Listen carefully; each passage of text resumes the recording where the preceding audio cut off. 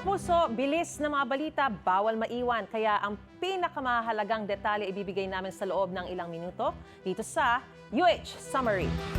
Kahapon po, opisyal nang sinimulan ang impeachment trial laban kay Vice President Sara Duterte. Narito po ang mga naganap sa mahigit 3 oras na impeachment trial sa Senado. In summary, 21 out of 24 senator judges present sa unang araw ng paglilitis. Paghahalal ng presiding officer, pinagdebatihan. Bago po magbotohan, nagkaroon ng mahabang diskusyon sina Senator Judges Alan Peter Cayetano at Pia Cayetano na hindi pabor sa paghalal ng presiding judge na hindi nakaupong Senate President.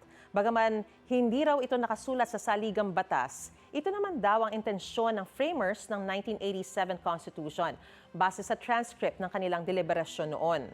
Kaya naman Senator Judge Chiza Escudero ibinotong presiding officer ng impeachment trial sa botong 12-8. Conviction threshold binigyang resolusyon, 16 na boto kinakailangan pa rin para makonvict si Vice President Sara Duterte. 11 miyembro ng panel of prosecutors ng House of Representatives at 14 na counsel for the prosecutors nagpahayag ng kahandaan sa paglilitis.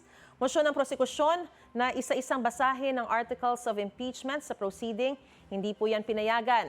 Lead Defense Counsel ni Vice President Sara Duterte na si Attorney Sheila Sison nanawagan naman na huwag abusuhin ang impeachment process.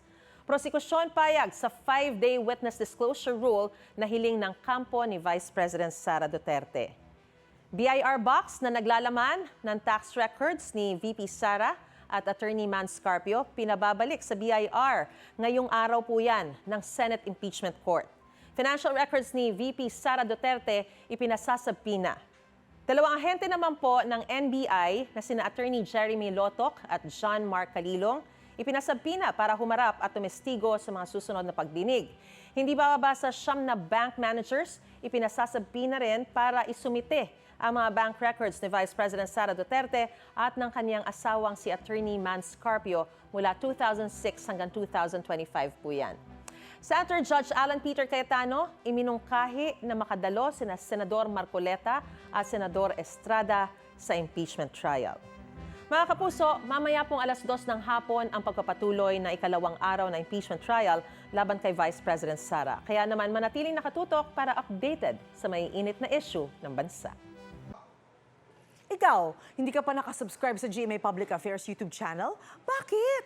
Mag-subscribe ka na, dali na, para laging una ka sa mga latest kwento at balita. I-follow mo na rin ang official social media pages ng Unang Hirit. Salamat, Kapuso.